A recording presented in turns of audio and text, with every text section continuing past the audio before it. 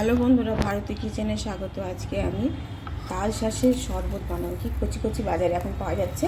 এই তাল শাঁসটা শরবত বানাবো। কীভাবে বানাই, এরকম করে চামচ দিয়ে বার করতে হবে, টেনে টেনে কুড়ে কুড়ে বার করতে হবে, নাহলে কী করে বার করবো? এটা তো বাড়িতে কাটা যায় না।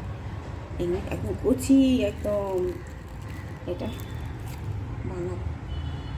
শাঁসগুলো ভালো করে ধুয়ে পরিষ্কার করে নিয়েছে। এবার আমি এইগুলো আস্তে আস্তে চামচের পেছন দিয়ে জলটা বেরিয়ে যাচ্ছে, এরকম করে এমনি করে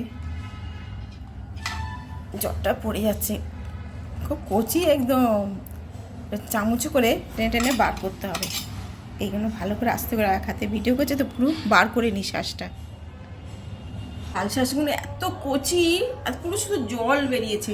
আমি ভেবেছি তো মিক্সিতে একটুখানি গুঁয়ে করে নেবো, পিষে নেবো। ও বাবা, একদম কাটতেই পারছি না, একদম এই শাঁসের খোলাগুলো বেছেও তুলতে পারছি না। এত শুধু জল আর পাতলা লেয়ার শাঁস, এতে আর কিছু মিক্সিতে করতে হবে, পেস্ট করতে হবে না। এটা আমি একটু চিনি আর একটু বিট নুন দিয়ে দিলাম।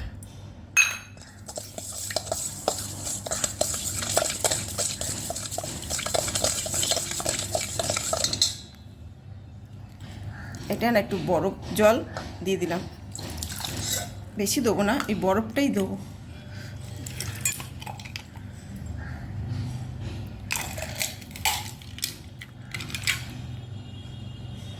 তারপরে দেব ডাবের জল।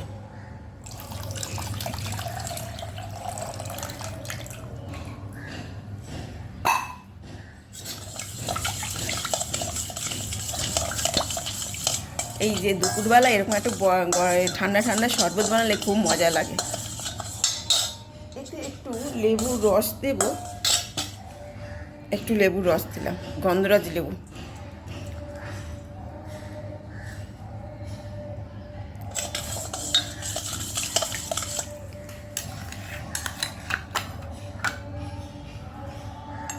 চিয়া সিড ভিজিয়ে রেখেছিলাম, 2 চামচ চিয়া সিড দিয়ে দিলাম।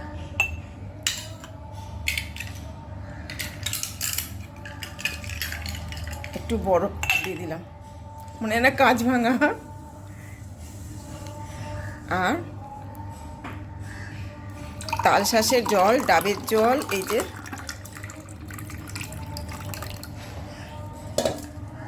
এবার এটা মিক্স করে দিলাম।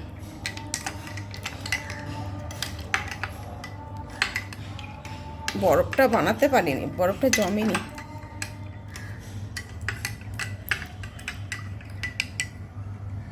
আহা, তালের শাঁসগুলো বেরিয়ে যাচ্ছে, দারুণ লাগছে। তালের শাঁস দিয়ে ডাবের জল দিয়ে আজ এই দুপুরে যদি 1 গ্লাস পাওয়া যায়, কি দারুণ মজা দেয়। তোমরা কে কে খাবে চলে আসো।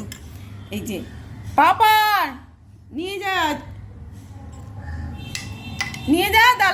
ডাবের শাঁস, এই ডাবের শাঁস, সরি, ওই তাল শাঁসের শাঁস দিয়ে জুস করে, এই শরবত করে চায়। কেমন লাগছে?